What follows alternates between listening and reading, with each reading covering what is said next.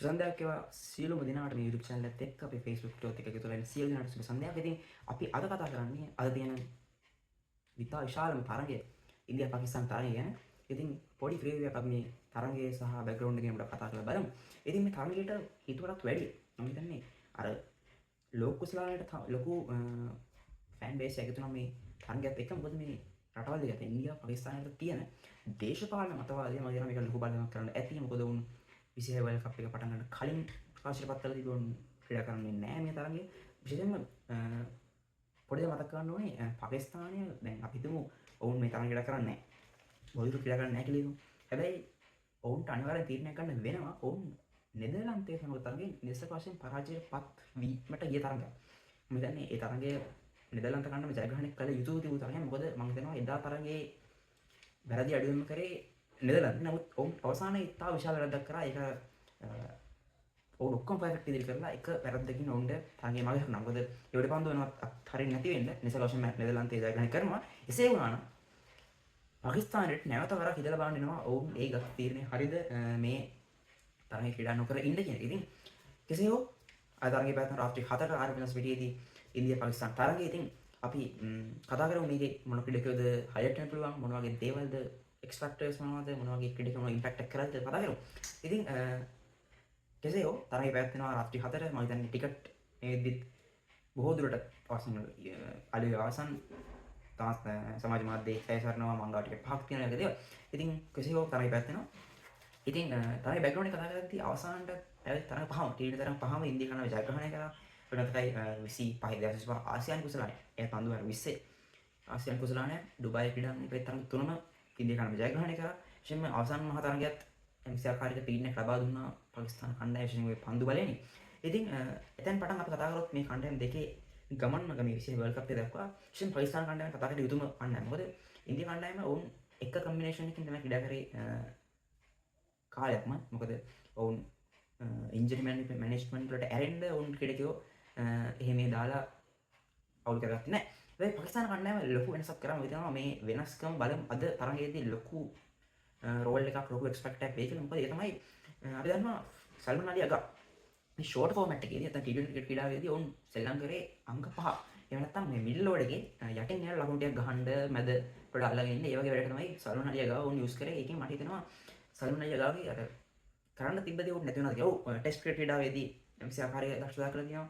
ඉන්දියානු ක්‍රීඩාවේ ඔහුගේ රෝල් එක කිසි ගැටලුවක් නැහැ. ටී20 ක්‍රීඩාවට පස්සේ ඔහුට අර කරන්න දෙයක් නැද්ද කියලා දෙනවා. අර ඒ කියන්නේ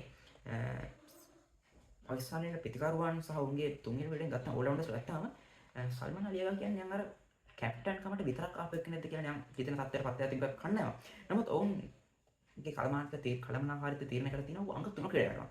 මේකත් එක්කලා මට හිතෙනවා සල්මන් අලි අගා අද තරගේ එක්ස්පෙක්ට් එක වෙයි කියලා පාකිස්තානයේ ප්‍රතිකරණය අංශය. මොකද ඒකත් එක්ක මම හිතනවා අර බාබර් අසම් දිනන පොඩි ඈල් මෑලි ගතියක් තාන්කට ඔය ඇන්කර් එකක් දෙන්න. ඒකත් එක්කම හිතෙනවා අගාගේ සල්මන් අලි අගාගේ ස්ට්‍රයික් රොටේෂන් එක ඔහු රන්ස් ගන්න විදිය මොකක් හරි බලවමක් වෙන පුළුවන් අතරේ තීරණයට.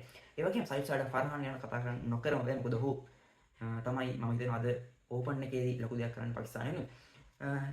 අපි තුන්වෙනි වෙලෙන් පැත්තට ගියොත් අපිට ඉන්නවා මොහමඩ් නවාස් සහ ෆයිම් අෂරෆ්. ඔවුන් දෙදෙනාටත් ලොකු කාර්යභාරයක් තියෙනවා තරගයේ. මොකද හදිසියේ හෝ පාකිස්තානයේ මොකද අර ඕනම කණ්ඩායමක් කොච්චර හොඳ මානසිකත්වයෙන් හිටියත් ඔවුන් වර්ල්ඩ් චැම්පියන්ස් ඒවා ඔවුන් ලෝක ෂූරයන් ඒවා මොනෑම හෝ තරග ජයග්‍රහණය කරලා තිබ්බත් ඉන්දියා කණ්ඩායම ඉදිරියට ආවට පස්සේ අර ඕනම කණ්ඩායමක් යම්කිසි පසුබෑමක් දක්වනවා. ඒක අර මොනේ කොයි වෙලේ ක්‍රීඩ්ස් එක වෙයිද කියලා හිතන්න බෑ. මොකද ගිය පාර ආසියානු කුසලාන අවසන් මාතර ගියේ තමයි මතයි. පාකිස්තානයේ හොඳ ආරම්භයක් ගත්තා. හොඳ ලකුණු වලට ආවා ආරම්භ විදි කරුවා. නමුත් ඉන් අනතුරු ඔවුන් තරගය අතහැර දැමුවා. කියන්නේ අර එකපාරටම කල වැටෙනවා ඉනිම.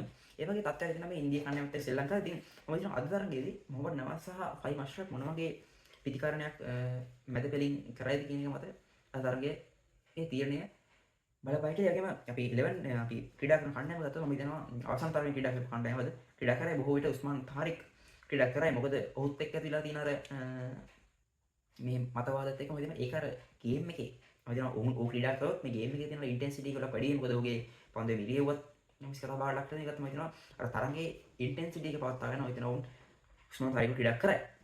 ඒ වගේම ඉන්දියා කණ්ඩායම පැත්තෙන් තියෙන ප්‍රතිචාරات එක්කම ඉතින් අවුල් ක්‍රීඩා කිරීම අර තරගේ ඉන්ටෙන්සිටි එක ගොඩක් වැඩි වෙනවා.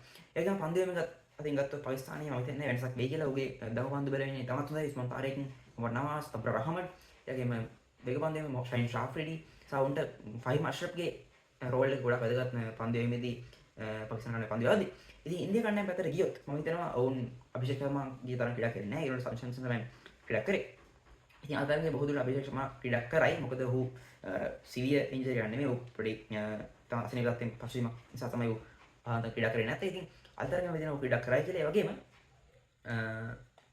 ඔවුන් වෙනස්කට යනවා නම් බොහෝ දුරට කලුන් චක්‍රවර්ති වෙනකොට කුල්දීප් යාදව් දාපන්දු වෙනස් ක්‍රීඩා කරන්න පුළුවන්. එහෙම නැත්නම් ඔහුට පුළුවන් අවස්ථාවක් තියෙනවා. මම හිතන්නේ මෙච්චර වෙනස්කම් කන්න වෙයි කියලා. මොකද අර මේ වගේ ක්‍රූෂල් ගේම් එකකට හයි ඉන්ටෙන්සිටි ගේම් එකකට එච්චර වෙනස්කම් කරන්නේ නැහැ. සාමාන්‍ය කණ්ඩායම වින් 11 එක යනවා. ඉතින් බොහෝ දුරට රින්කු සිං වෙනකොට වොෂින්ටන් සුන්දර් අන්න වෙන්න පුළුවන් මොන වරුන් චක්‍රවර්ති ක්‍රීඩා කරනවා.